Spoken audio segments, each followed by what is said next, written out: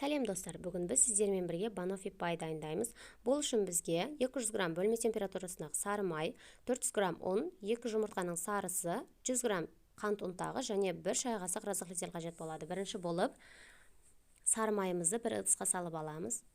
Үстінен сахарный пудраны салып, біркелкі маса болғанша араластырамыз.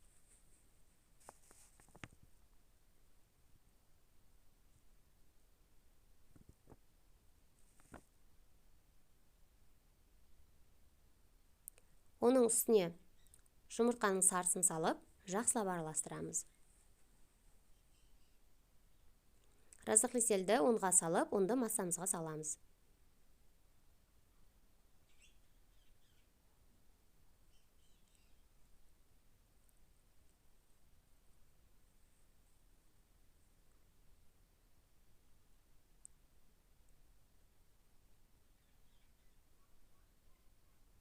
Жақсылап қамыр илейтін боламыз.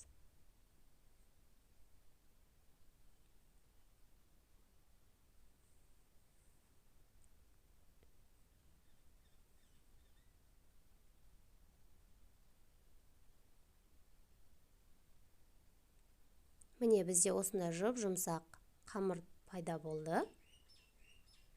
Енді оны пакетке салып, холодильникке салып қоямыз. 30 минутқа.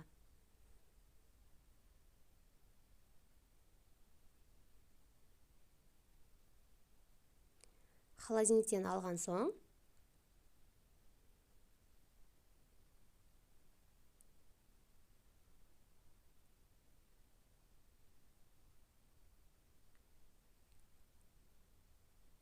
қамырымызды осындай формаға жайып шығамыз. Форманың астын майламаймыз.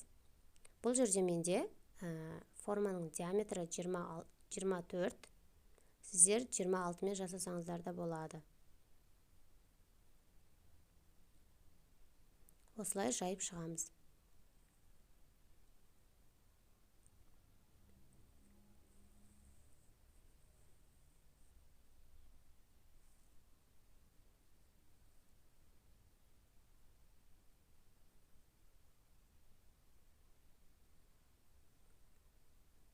Қамырымыз духовкада пісіп жатқан кезде көтеріліп кетпес үшін осындай стаканмен басып шығамыз. Вилкамен тесіп шықсаңыздар да болады.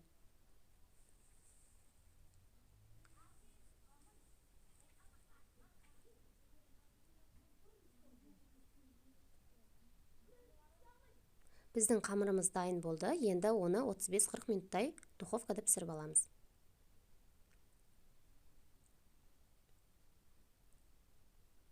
Міне біздің қамыр пісіп шықты. Енді бізге 1 банка сгущенка, вареный сгущенка, 2 банан қажет болады. Бананды осылайша турап аламыз.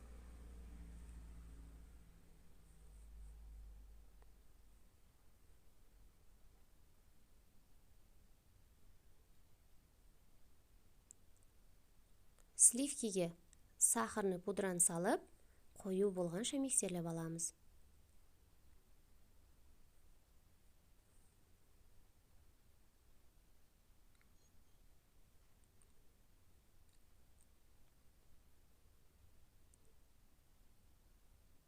Менде осындай выпипайдың насадкасымен жасадым. Енді пісіп шыққан қамырымызға вареный сгущенканы салып, үстінен бананды теріп шығамыз.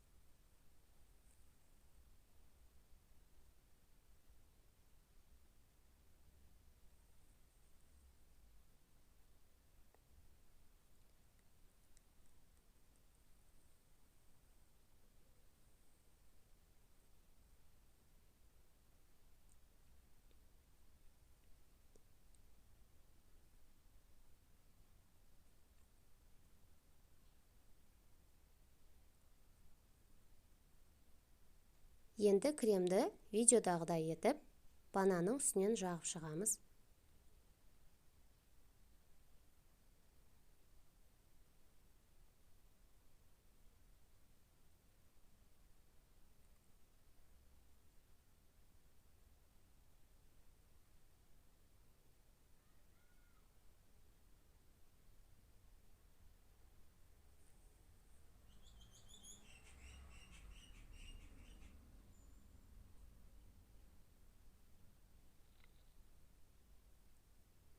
Енді үстіне какао ұнтағын сеуіп шығамыз. Осымен біздің банофи пайымыз дайын. Жасап көріңіздер. Ұнаған болса лайк басып комментарий қалдыруды ұмытпаңыздар.